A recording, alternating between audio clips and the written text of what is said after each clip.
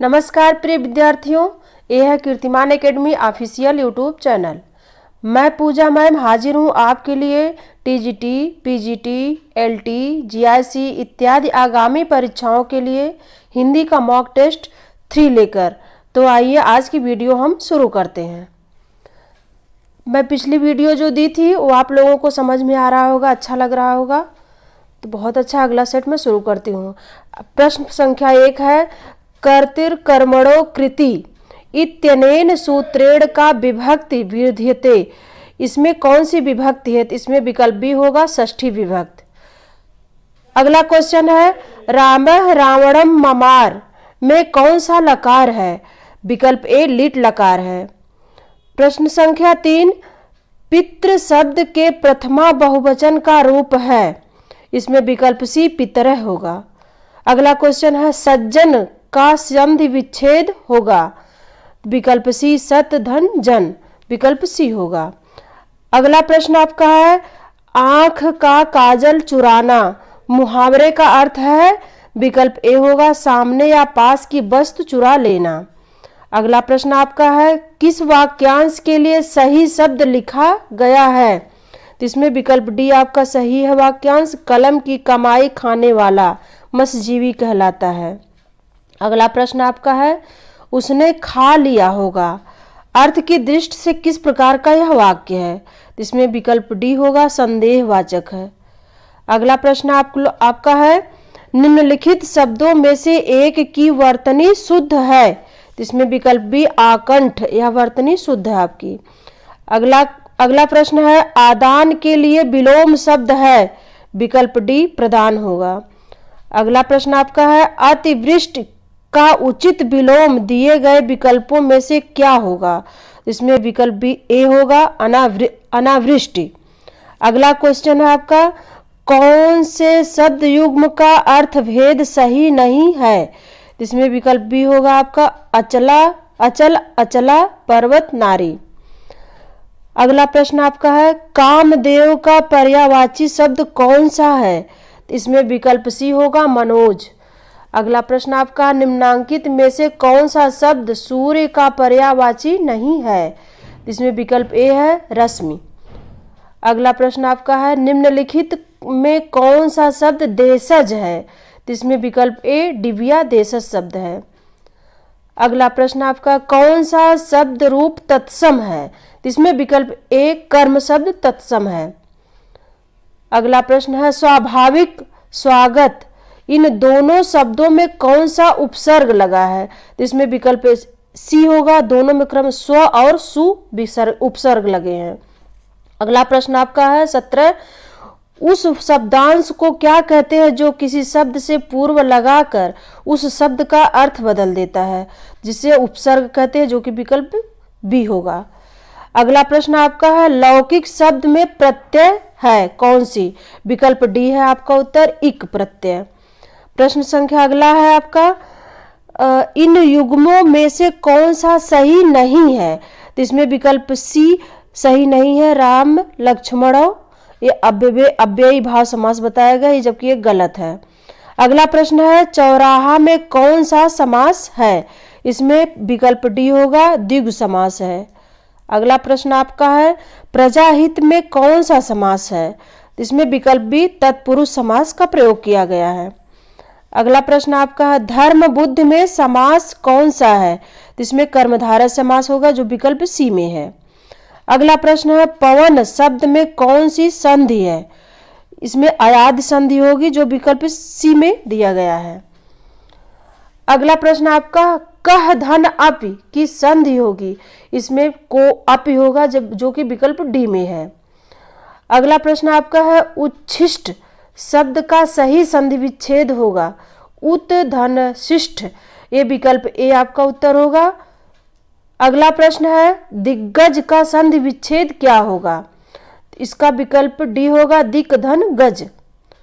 अगला प्रश्न आपका है, उच्छृंखल शब्द का संधि विच्छेद क्या है? इसका उत धन श्रृंखल, विकल्प सी होगा आपका। अगला प्रश्न है, अत्याचार शब्द में कौन सी संधि है? इसमें होगी एण संधि, विकल्प बी है। अगला प्रश्न है साधु आ रहे हैं, वाक्य में साधु का वचन निर्धारित कीजिए। तो इसमें साधु साधु विकल्प बी होगा, इसमें बहुवचन का प्रयोग किया गया है। अगला प्रश्न है कविता का बहुवचन है, इसमें कविताएं होगा, विकल्प बी दिया गया है। अगला प्रश्न आपका है निम्नलिखित शब्दों में स्त्रीलिंग शब्द कौन सा है। तो इसमें ए विकल्प टकसाल स्त्रीलिंग शब्द है। अगला प्रश्न है अप्राणिवाचक शब्दों में लिंग निर्णय का आधार है। तो इसमें विकल्प ए और बी दोनों होगा, विकल्प डी है इसका उत्तर। अगला प्रश्न है लिंग की दृष्टि से दही कैसा शब्द है। तो इसमें विकल्प बी पुल्लिंग शब्द होता है दही। अगला प्रश्न है इनमें से पुल्लिंग शब्द कौन सा है। तो इसमें विकल्प सी बुढ़ापा पुल्लिंग शब्द है। अगला प्रश्न है इनमें से कौन सा शब्द पुल्लिंग है।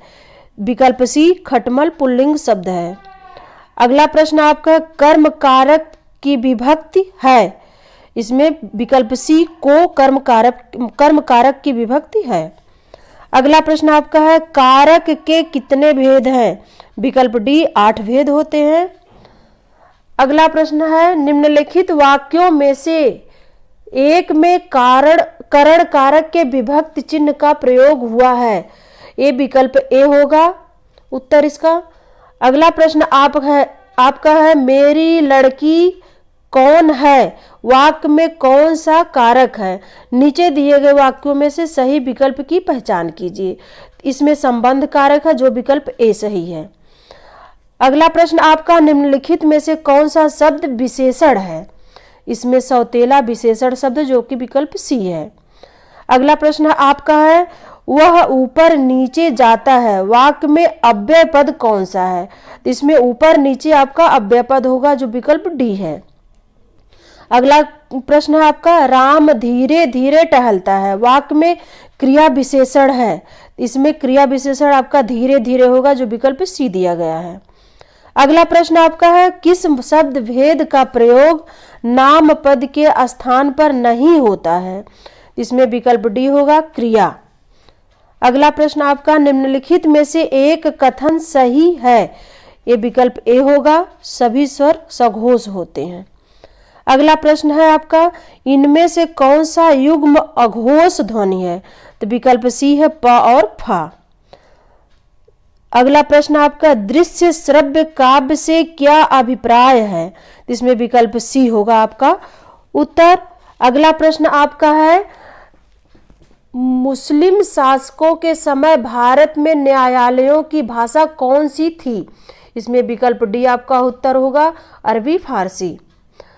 अगला प्रश्न है हिंदी के अंतर्गत मुख्यतः कितनी बोलियां हैं। तो इसमें विकल्प ए है 17। अगला प्रश्न है आपका पावरी निम्न इनमें से किस बोली से संबंधित है। इसमें विकल्प सी बुंदेली होगा। अगला प्रश्न आपका कौन सी बोली पश्चिमी हिंदी की नहीं है। इसमें ए पश्चिमी हिंदी की बोली नहीं, जो बघेली है। अगला प्रश्न आपका राजभाषा से क्या अभिप्राय है। विकल्प ए आपका होगा सरकारी कार्यालयों की भाषा को राजभाषा कहा जाता है। अगला प्रश्न है वर्तमान हिंदी का खड़ी बोली नाम किस कारण पड़ा है। इसमें विकल्प ए होगा। अगला प्रश्न आपका है राम हृदय जाके नहीं विपत्ति सुमंगल ताई, राम हृदय जाके नहीं विपत्ति सुमंगल ताई, इनमें कौन सा अनुप्रास है। इसमें लाटा अनुप्रास होगा, विकल्प सी है। अगला प्रश्न आपका है मखमल के झूले पड़े हाथी सा टीला में कौन सा अलंकार है। इसमें विकल्प डी होगा लुप्तोपमा। अगला प्रश्न आपका है सब को जानत तुम्हें सारे जगत जहान में काव्य का कौन सा दोष है। इसमें विकल्प ए है पुनरुक्ति दोष। अगला प्रश्न आपका चंपू के 2 भेद हैं। विकल्प डी विरुद्ध और करंभक। अगला प्रश्न आपका है काशिका है, यह एक टीका है, जो विकल्प सी है पाणिनिकृत अष्टाध्यायी की टीका है। अगला प्रश्न है आपका दीप जले शंख बजे के रचनाकार कौन है। इस विकल्प सी कन्हैया लाल मिश्र प्रभाकर। अगला प्रश्न आपका है, विधा की दृष्टि से अस्ति और भवति कैसी कृति है? यह आत्मकथा, विकल्प ए है। अगला प्रश्न आपका है, इनमें से किस कृति की रचना का आधार कठोपनिषद है? विकल्प बी आत्मजयी। अगला प्रश्न है, आचार्य शुक्ल का निबंध संग्रह चिंतामणि सर्वप्रथम किस नाम से प्रकाशित हुआ था? विकल्प डी है विचार वीथी नाम से। अगला प्रश्न है, प्रताप नारायण मिश्र के निबंधों की प्रधान विशेषता क्या थी? इसमें विकल्प डी है विनोद प्रियता। अगला प्रश्न है, निठल्ले की डायरी नामक हास्य व्यंग निबंध संग्रह के लेखक कौन है? तो विकल्प डी है हरिशंकर परिसाई। अगला प्रश्न है, ठलुआ क्लब निबंध संग्रह के लेखक कौन है? विकल्प बी गुलाब राय। अगला क्वेश्चन आपका है, कफन कहानी में घीसू और माधव कफन के पैसे का क्या करते हैं? इसमें विकल्प डी होगा आपका उत्तर। अगला क्वेश्चन है, भीष्म साहनी द्वारा रचित कहानी संग्रह नहीं है। विकल्प सी होगा काठ का सपना। अगला प्रश्न है, कानों में कंगना कहानी के लेखक हैं। विकल्प ए राधिका रमण प्रसाद सिंह। अगला प्रश्न आपका है, कोसी का घटवार कहानी के लेखक कौन है? इसमें विकल्प ए होगा शेखर जोशी। अगला प्रश्न आपका है, ताई कहानी के लेखक कौन है? इसमें विकल्प डी आपका है विश्वंभर नाथ शर्मा।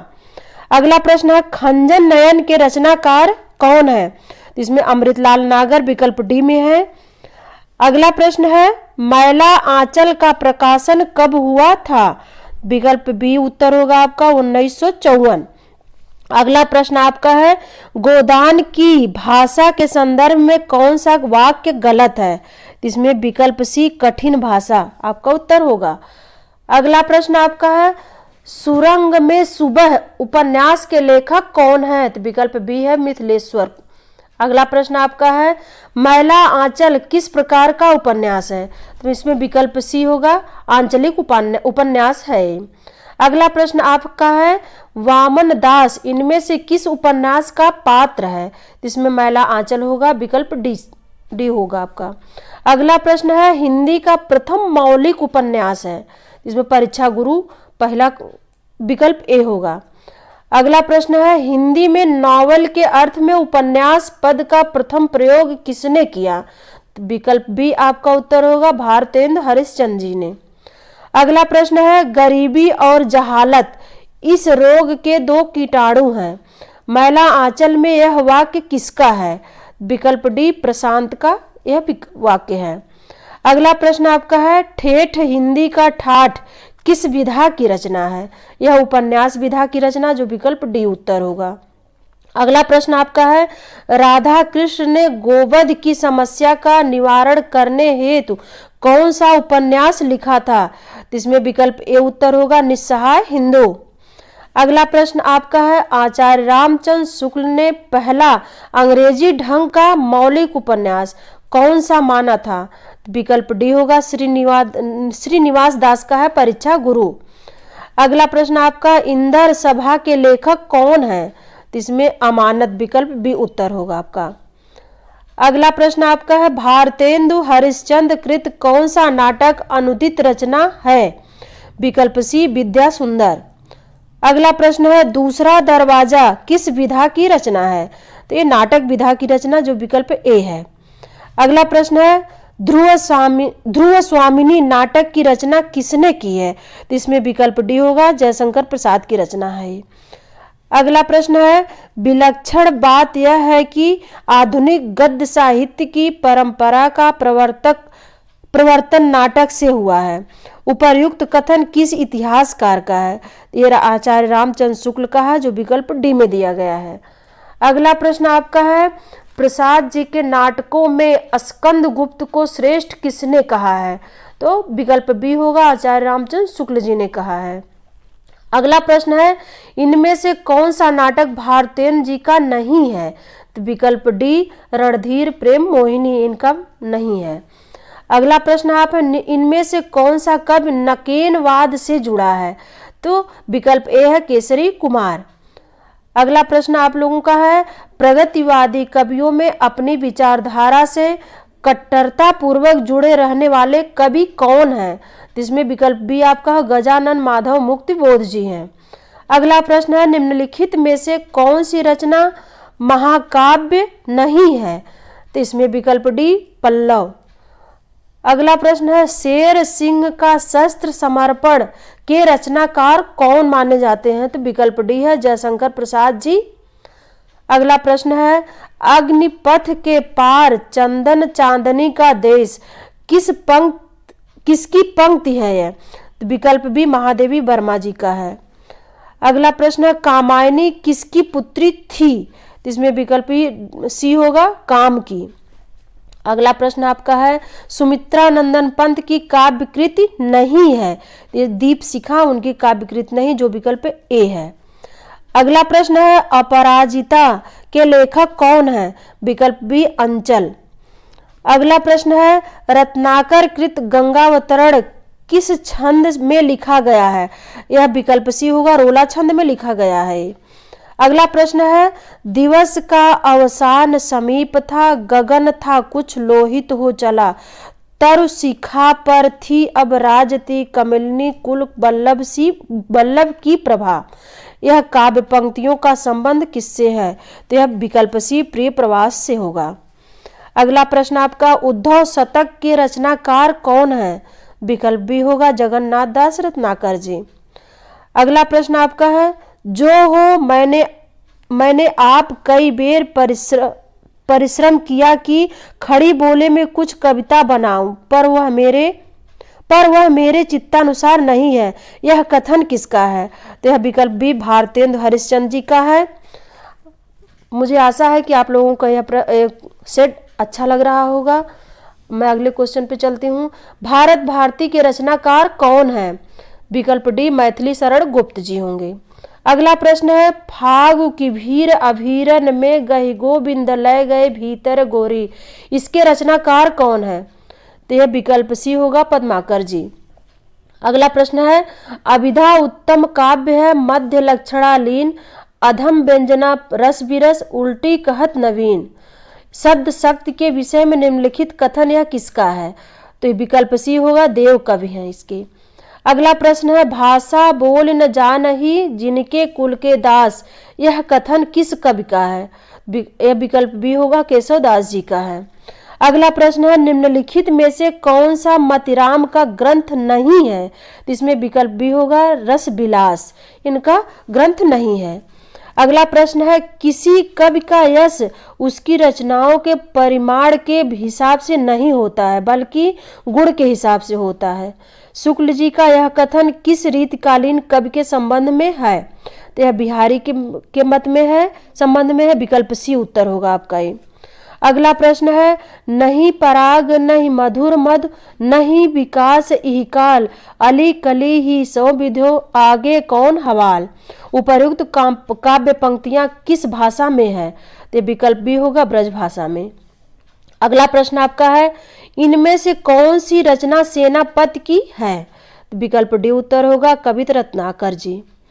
अगला प्रश्न है निम्नलिखित में से सूरदास के भ्रमर गीत में किसकी प्रतिष्ठापना है? तो इसमें विकल्प डी उत्तर होगा सगुण की सरसता की। अगला प्रश्न आपका है भक्ति काल के किस कवि को जड़िया विशेषण से विभूषित किया जाता है? तो नंददास जी को कहा जाता, जो विकल्प ए है उत्तर।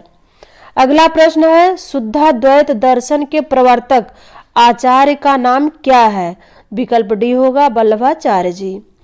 अगला प्रश्न आपका है दशरथ सुत तिहु लोक बखाना राम नाम को मरम न जाना, उपर्युक्त काव्य पंक्तियां किसने कही है? तो विकल्प सी होगा कबीरदास जी ने कहा है। अगला प्रश्न आपका है तुलसीदास किस दार्शनिक मत के भक्त कवि थे? तो ये विकल्प डी विशिष्टाद्वैतवाद भक्त कवि थे। अगला प्रश्न है मीराबाई के गुरु कौन थे? विकल्प बी होगा रैदास जी। अगला प्रश्न है उपदेश रसायन रास के रचनाकार कौन है? तो विकल्प डी जिनदत्त सूर्य। अगला प्रश्न आपका है स्वयंभू की कृति का नाम क्या है? विकल्प डी होगा पौम चर्यु। अगला प्रश्न आपका है, इनमें से कौन सा कवि आदिकाल का नहीं है? तो विकल्प सी उत्तर होगा आपका नाभादास। अगला प्रश्न है, अपनी पहेलियों और मुकरियों के लिए जाने जाते हैं? ये विकल्प सी अमीर खुसरो। अगला प्रश्न है, आचार्य शुक्ल ने रासो शब्द का संबंध किस शब्द से माना है? तो यह विकल्प बी होगा रसायन से। अगला प्रश्न है, गोरी सोवे सेज पर मुख पर डारे केस पंक्ति किसके द्वारा रचित है? तो यह विकल्प डी उत्तर होगा अमीर खुसरो द्वारा। अगला प्रश्न है, भाषा काव्य संग्रह किसकी कृति है? विकल्प ए महेश दत्त शुक्ल जी का है। आपका अगला प्रश्न है, आदिकाल को बीजवपन काल नाम किसने दिया है?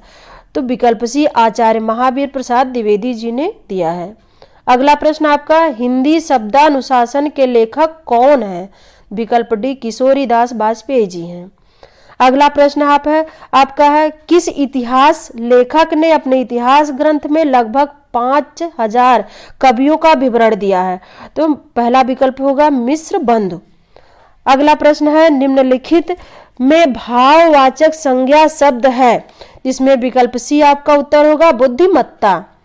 ये रहा आज आपका वीडियो। हम आपसे मिलते हैं हिंदी के अगले मॉक टेस्ट में। हमसे जुड़ने के लिए आप लोगों को धन्यवाद।